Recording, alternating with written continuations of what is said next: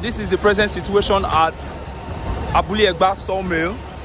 As you can see, it is this is well alight, and the men of Agege Fire Station as well as Abeson and Ikeja Fire Station are on ground.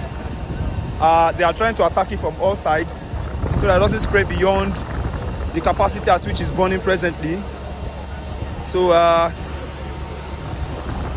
well, this is it. We are on ground and we are making sure that this fire is attacked and then extinguished as soon as possible.